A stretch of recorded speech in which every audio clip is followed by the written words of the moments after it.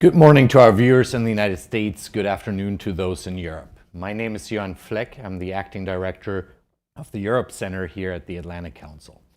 I'd like to welcome everyone to the launch of our new report, Squaring the Energy Transition Circle in Southeast Europe and the Eastern Mediterranean.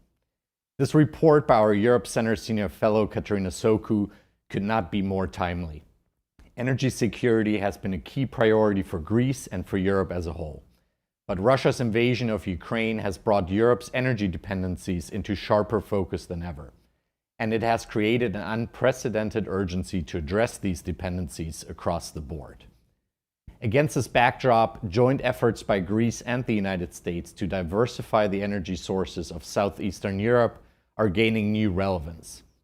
The new Europe Center report that frames our conversation today sets forth proposals to enhance the bilateral energy cooperation between Greece and the United States with the ultimate goals of facilitating a quicker energy transition and improve energy security in a region that is heavily reliant on Russian gas.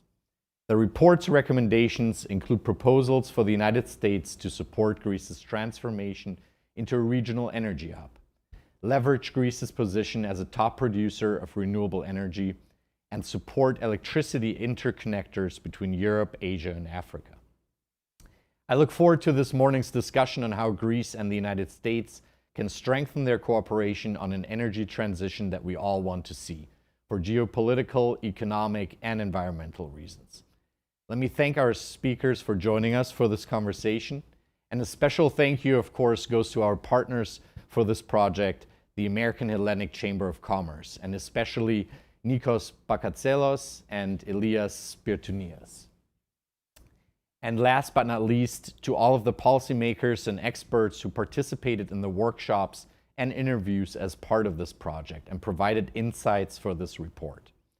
With that, let me turn to our partners at the American Hellenic Chamber for brief remarks, and then I look forward to an engaging discussion with our guests, moderated by Europe Center Senior Fellow Damir Marucic. Over to you, Nikos. Congratulations for pronouncing our Greek names correctly. So good morning, good afternoon, good evening, depending on where you're joining us from. We are delighted to be back at the Atlantic Council for the launch of the report on energy transition in Southeastern Europe and Eastern Mediterranean, a report which is done in cooperation with AmCham Greece. Now, I think I should, at this point in time, I don't want to take up too much time, but I should mention that we agreed on this report, and we signed the agreement on the date of the previous Prime Minister's visit to Washington, and we're presenting it. We're launching it today during the second visit of the Greek Prime Minister. I think that was worth mentioning. The report, whose title is Squaring the Energy Transition Cycle in Southeastern Europe and the Eastern Mediterranean, could not come at a more opportune moment. Following Russia's invasion of Ukraine, the report's geopolitical and economic values have increased, particularly since, besides highlighting the alignment of interests and priorities between the United States and Greece on the diversification of energy sources, the security of supply, and the transition to green energy, it now coincides with the European Union's view that it is of existential importance to reduce dependency on Russian gas. I think the findings of the report are extremely interesting. Its main recommendations point towards increased US and Greek diplomatic initiatives, enhancing the role of the United States and the multilateral regional partnerships, and supporting initiatives that deepen energy and security cooperation. At a time when energy lies at the heart of the global geopolitical calculus as a result of Russia's war in Ukraine, Greece has emerged as one of the United States' most important partners in achieving European energy security. This report describes how that came about and offers recommendations to further deepen and lead the US-Greece energy partnership into the future, based on the inputs from a year of private interviews, roundtables, and other outreach efforts by the Atlantic Council in cooperation with the American Hellenic Chamber of Commerce. We, as AmCham Greece, wish to thank the Atlantic Council, the Director, Katerina Soku, and all of those who have contributed to the creation of this report, and of course, our members who have supported it. Dear Jörn, as AmCham, there you are, as AmCham Greece, we're committed to continue and intensify our efforts and cooperation with you as a clear statement of our belief that through partnership and the sharing of common goals, we can achieve anything. So, having said that, I will be brief. I thank you once again, and I'll pass it on to you, Damir. Thank you so much. Thank you very much. Hello, everyone. My name is Damir Marusic. I am Senior Fellow at the Atlantic Council's Europe Center. I think it was Robert F. Kennedy that popularized the supposedly famous Chinese proverb or curse, "May you live in interesting times." Well, those were interesting times back then, and looking out at the world today, I dare say, I don't think the times are any less interesting. I'm thrilled to have with us an excellent panel to discuss the geopolitical situation today in the Eastern Med. The occasion is, as Mr. Bakatselos noted, Prime Minister Mitsotakis' historic visit to the United States, as well as the launch of our report. I'd first like to turn over the floor to Mr. Joshua Volz, who's the Deputy Assistant Secretary for Europe, Eurasia, Africa, Middle East at the Office of International Affairs, for some opening remarks. He will be followed by Ms. Alexandra Stokou, General Secretary for Energy and Mineral Resources, for some remarks from the Greek government. Mr. Volz, please, the floor is yours. Thank you, and good morning, good afternoon. It's a real pleasure to be here. It's always nice to see friends like Nikos, Alexandra, Katerina, and Maria on a panel that's as primary and timely as this.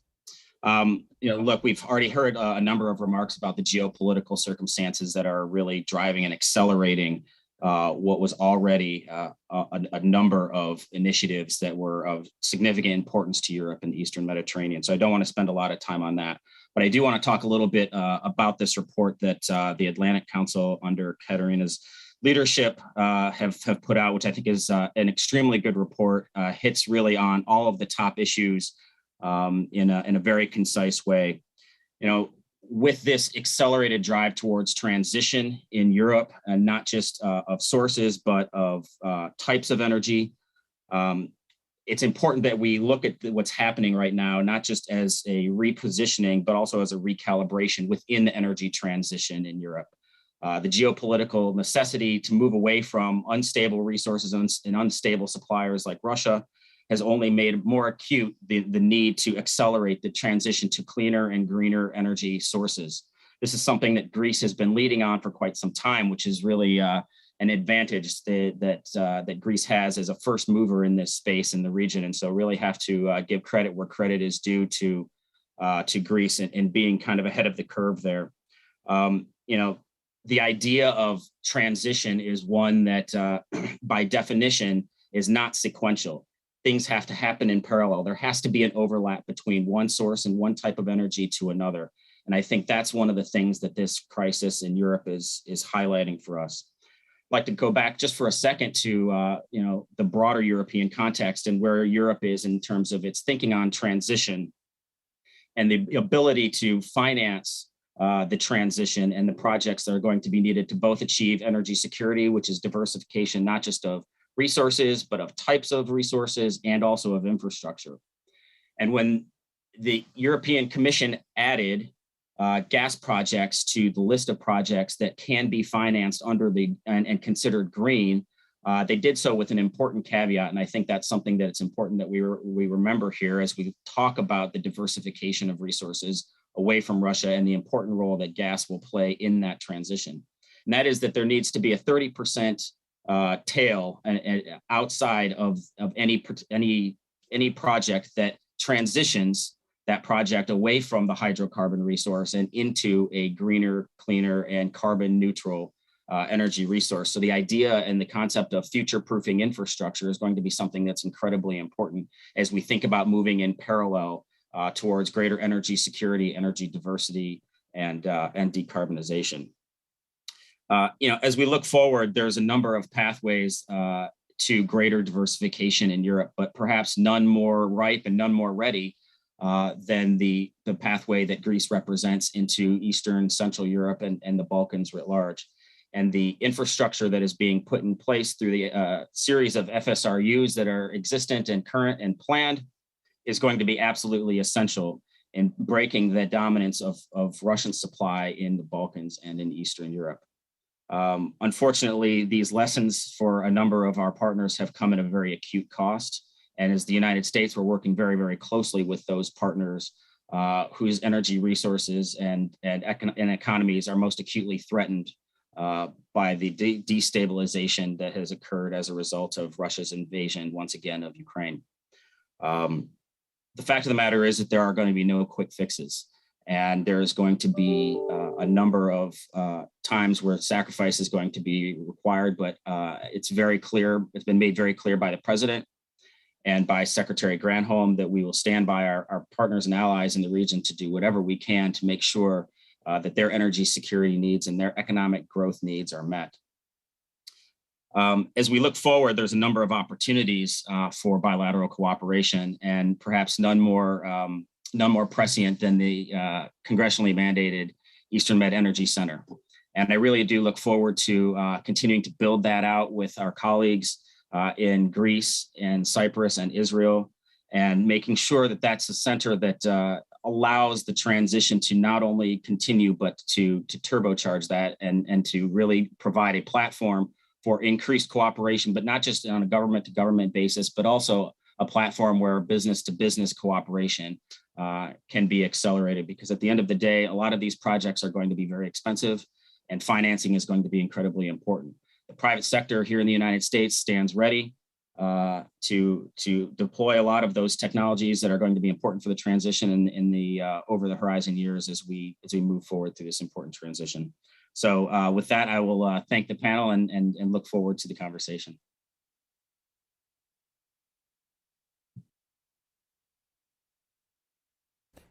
Ms. Doku, please, the floor is yours. Hello from my side. Greetings from Athens, from Greece. Thank you very much for the honor to be invited. First of all, allow me to start by warmly congratulate you, Katerina Sokou, for this fantastic paper, Squaring the Energy Transition Circle, a very thorough work you have prepared, and all the team, of course, and how harmoniously you tied actually all the pieces of this puzzle of security of supply, diversification of energy sources, and transition to green energy. I have to say, I read every page this morning with great interest. And I think that the release of this report could not be presented at another more convenient time than the day after this historic speech by the Greek Prime Minister to the joint session of the US Congress. I think that we are all still emotionally touched by the words that have been exchanged between the leaders. They both underscored this relationship between the US and Greece, which is stronger than ever. But there is still, I think, plenty room to build even more on these bilateral ties, especially, I would say, in the US-Greece energy sector.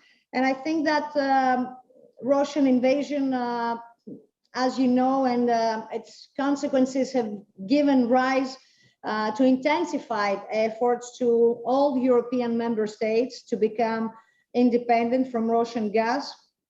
And as you know, the European Commission has adopted today the REPowerEU plan, which includes actions in several areas in order to achieve the goal of complete energy independence from Russia within this decade. It concerns, as you know, areas such as development of renewable energy sources, energy savings, diversification of gas supplies, rapid substitution of fossil fuels, development of biomethane and hydrogen, and in general, acceleration of our energy transition. It is evident that European energy security is at a crucial turning point. though we've taken significant steps towards energy transition, this war in Ukraine has forced us to face our significant dependence on Russian oil and gas and search, of course, for alternative energy sources to improve our energy supply differentiation. Therefore, I think that we're facing a challenge that has two components. The first one is the short-term substitution of Russian gas supplies, given that during the energy transition, natural gas will continue to play an important role as a midterm solution, being the so-called bridge fuel. And secondly, the shift towards new, clean, and cheap forms of energy that will make us ultimately energy self-sufficient and economically competitive. And I think that the bilateral cooperation between the US and Greece, a cooperation that is based on strong political bonds and on shared values, I would say, and principles, can play a significant role in addressing this challenge. Allow me first to refer to the substitution of Russian gas supplies. As you know, the European Commission has intense discussions with our counterparts in the other side of the Atlantic.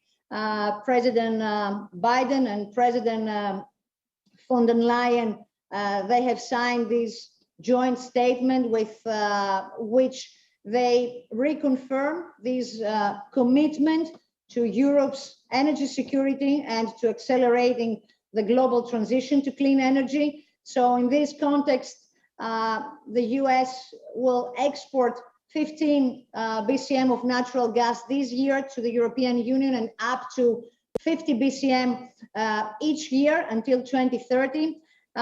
Greece can play a significant role helping US LNG flow in southeastern Europe and thus build resilience and resistance to Russia's ability to use energy as a political weapon. This includes existing and planned regional interconnectors and LNG terminals that could further integrate gas markets and widen actually access to alternative suppliers of energy. As you know, we have recently inaugurated the commencement of the construction of a new FSRU in Alexandroupolis, which is going to be commissioned until the end of 2023 with a capacity of 5.5 BCM, and we are planning to add a second one in the same area in 2026 with a more or less of a similar capacity. Furthermore, you know that our TSO has proceeded to an open call in order to rent an FSU, which will be attached to our LNG terminal in Revithoussa, in essence, adding a fourth tank, and this FSU will almost double the capacity of the terminal from 225,000 BCM to 375,000 cubic meters. So there are also other plans, as you know, other projects in Greece, the IGB, which is commissioned until July, the TAP pipeline, which intends to double its capacity. We have the construction of the Greece-North Macedonia pipeline. So overall, Greece can become a gas hub in the region, supporting Southeast European countries and contributing to their efforts for energy independence from Russian natural gas.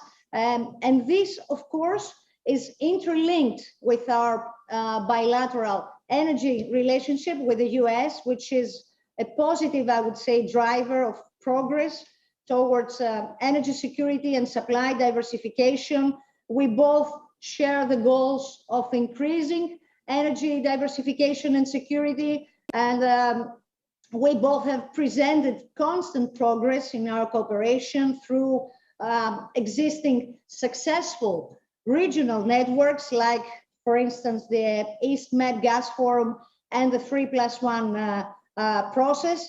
And secondly, let me say just a few words regarding the shift towards new, clean, and cheap forms of energy. Greece, as you know, is already at the forefront. We have prepared and already implementing an ambitious national energy and climate plan, which is going to be updated according to the new targets that will result from the adoption of the Fit for 55 legislative package, and of course, the new Repower EU plan. Our main goal in Greece is to accelerate green transition and energy autonomy. As you know, the government's strategic objective is that the energy and climate targets set for 2030 can contribute decisively to the necessary energy transition in the most economically competitive way for our economy. You know that phasing out lignite is a profound change in our national energy strategy. So we want to pass to clean forms of energy and to a new energy mix. We obviously cannot stay attached to the old forms of energy. And I think that it's necessary, if not a one-way street, to look ahead and shape the energy mix of the future. We are also finalizing our hydrogen strategy. We're participating in European projects for this purpose that offer actually an innovative paradigm on how to drive a just transition from lignite to green energy. So both the US and Greece, they can promote a fair and equitable access to greener sources of energy and address climate change through decarbonization policies. Given that both countries are increasingly focused on accelerating this green transition and responding to climate change, I'm pretty sure that US companies can participate in Greece's innovative hydrogen power initiatives, for example, and more broadly can invest in green energy projects in Greece, stressing the need for continued decarbonization and renewable energy development. And for its part, let me say that Greece is open and aspires to attract further interest from the US private sector, as greater economies of scale will also allow for opportunities to export its renewable energy. So we are thus want to create an attractive environment for businesses in the sector and a more investment-friendly environment with a regulatory framework that will actually decrease, for example, necessary time for renewable investments in Greece. And finally, just a comment on two more aspects on our cooperation in the region of Eastern Mediterranean. The first concerns the potential of becoming the gateway of the region's gas supplies to Europe. In this way, I think we can promote regional energy security and diversify energy routes and sources in order to strengthen and better integrate Southeastern Europe. And that's because the increase in gas demand over the next 10 years presents an opportunity for Greece to supply Southeast Europe. I think that we need to support both options for bringing gas to the region, either through LNG or through the East Med gas pipeline.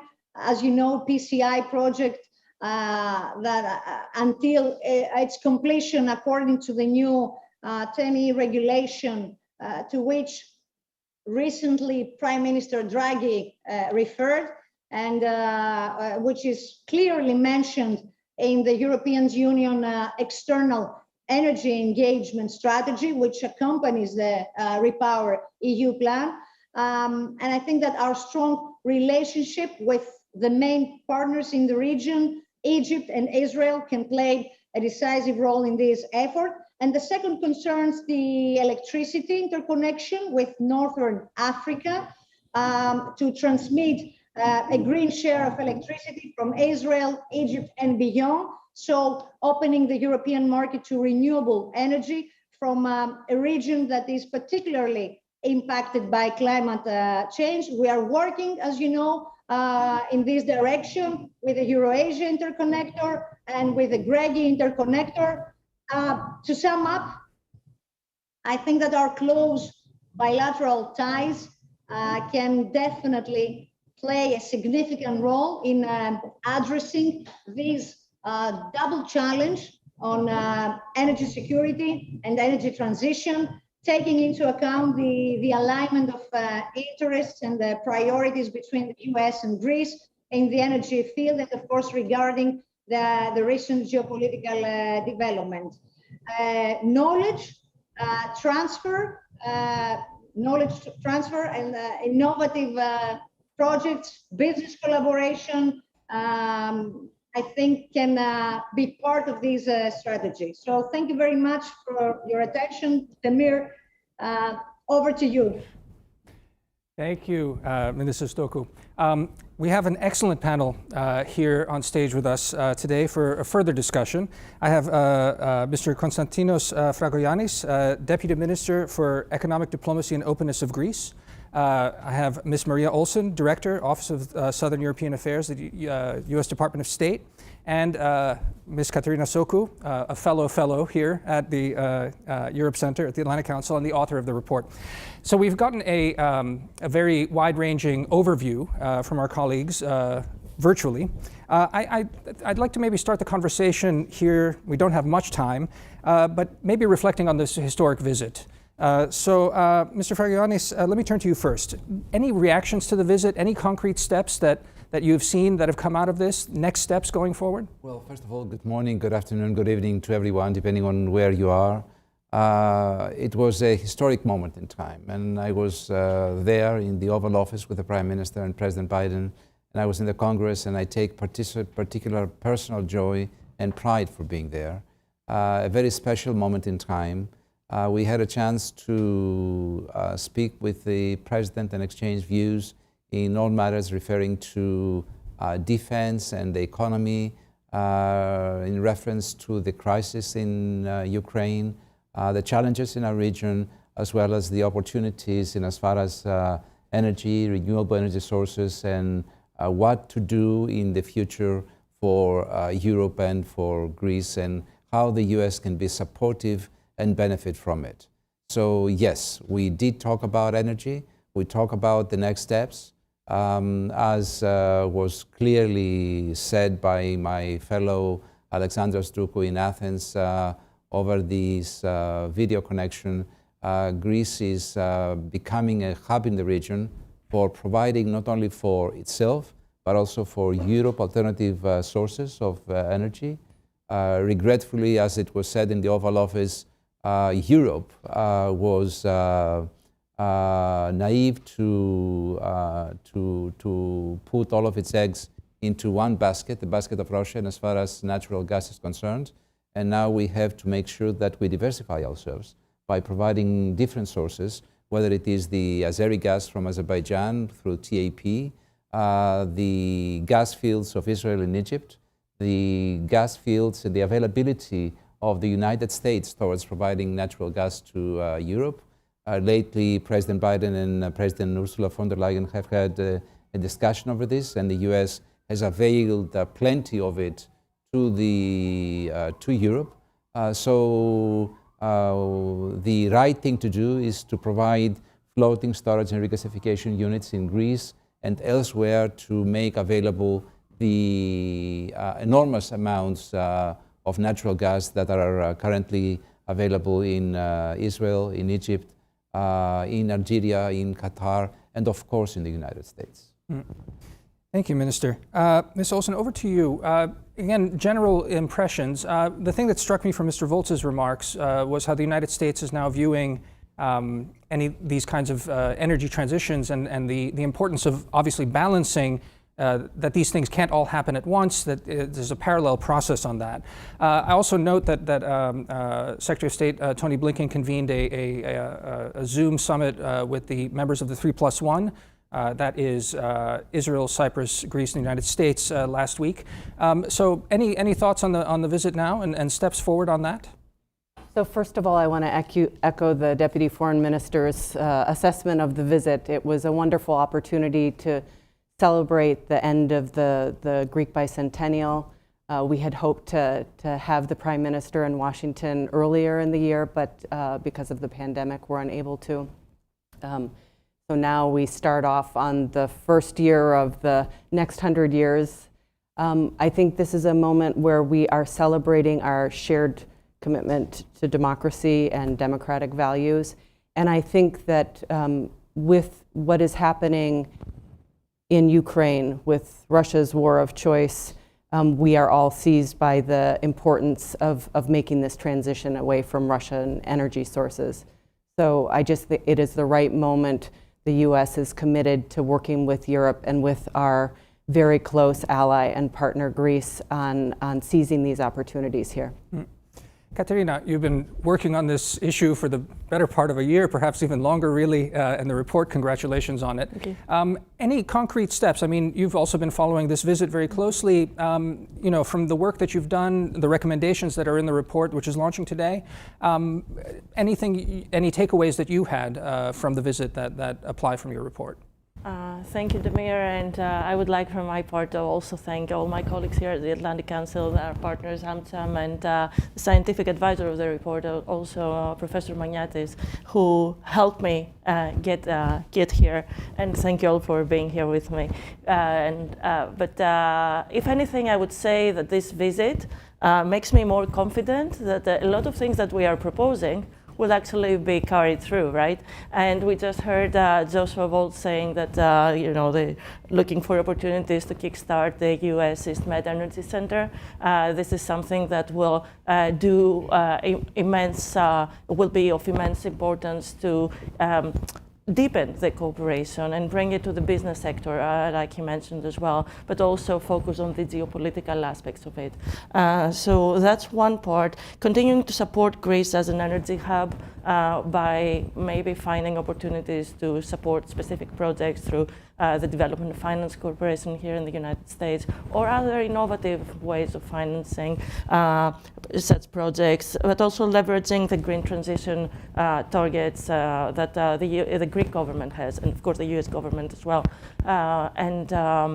The actual very high spot that potential that Greece has in renewables, it's one of the top producers in the world in renewables per capita, and there is a lot of opportunity here to work together to develop new solutions, new technologies, not just for the Greek market, right, but for the wider region. I think that's the main argument we're making. The Eastern Mediterranean, the Southeast Europe, and of course, a lot of our participants today spoke about Russia's war in Ukraine and how this is increasing the geopolitical impetus to do everything together, basically.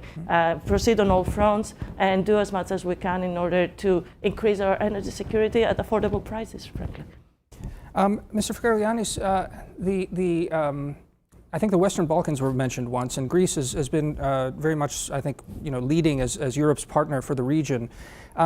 I personally work on the Western Balkans here at the Atlantic Council, and perhaps the biggest squeeze in the energy crisis coming here is going to be for those countries that are not yet in the European Union.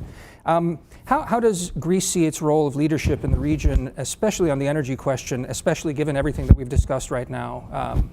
Well, for one thing, we have always been very supportive of the idea of the full integration of the Western Balkans towards the European Union. The European Union, which is the biggest political invention of the last century, will never be completed and fully integrated and fully cohesive unless the Western Balkans become part of it. So we work very diligently in this direction. I personally often go to just about every country of the Western Balkans, and Greece has been supportive to this orientation from the early days of its accession to the ex-European Economic Community, nowadays EU, by supporting Bulgaria and Romania in this direction, and nowadays supporting Albania and Northern Macedonia. There are certain conflicts, there are difficulties, there are challenges. We work hard with our partners and the United States to seek that we move towards this direction. And on the energy issue, we are just about ready to celebrate the opening of the vertical corridor of IGB, which is the connector of Greece to Bulgaria. That will give the option of either our own grid or TAP be connected to that of Bulgaria.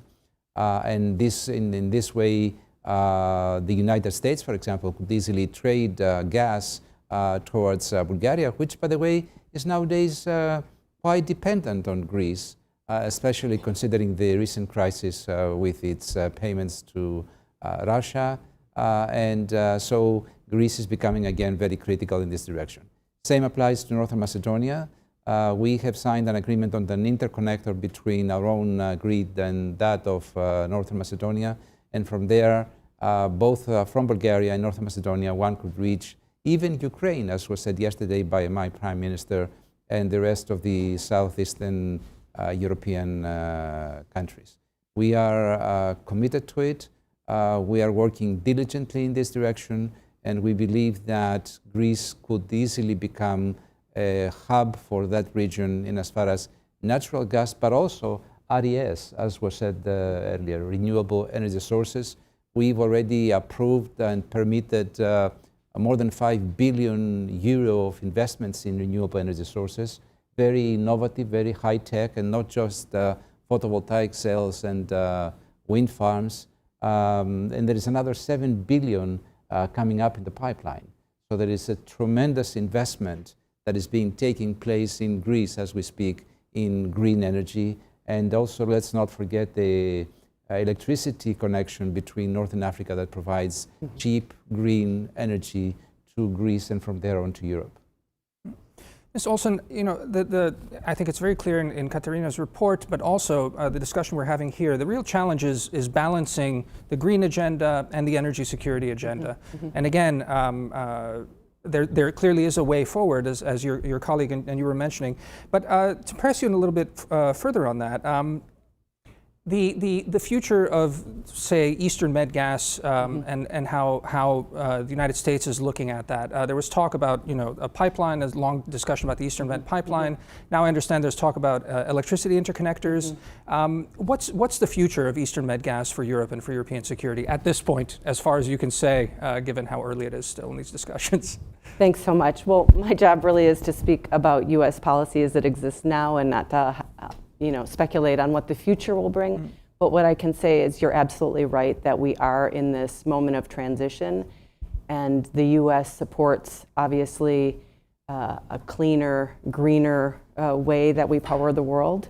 Yes, we have talked about projects in the past, and our focus now is on these interconnector projects, which are the best way, we think, to support this notion of clean and green energy quickly. And Katarina, we are running out of time. So, you know, to maybe wrap us up here on the recommendations from your report, what would you highlight as is the best way forward? In fact, exactly, you know, Ms. Olsen can't speak to the future. You can, however. Your report has been all about that. So, what do you see as the key way to, I think, strike that balance from your report? Well, I think every BCM counts right now. And how we get it to Europe is all ships on board, I guess, like all hands on board. I think that East Med gas is already finding its way to Southeast Europe through LNG terminals. And if there's enough gas to make the case, the economic case, for a pipeline, yeah, we should examine that, and this is what we're saying in the report, that we shouldn't exclude any option.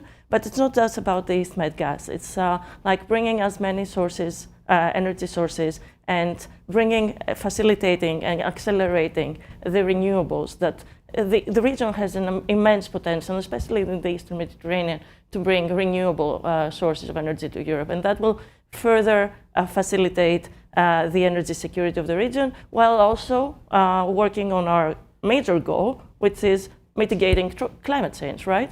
And this is a win-win situation in my mind. Yeah.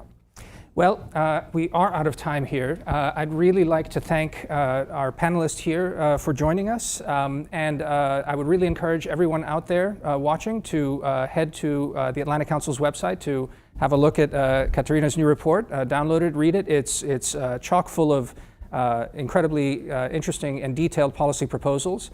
And it's, quite frankly, an excellent read to really get a sense of the situation as it stands in the Eastern Med right now. That's it from us here at the Europe Center at the Atlantic Council. Please follow us at AC Europe on Twitter and join us again for future events. Thanks a lot.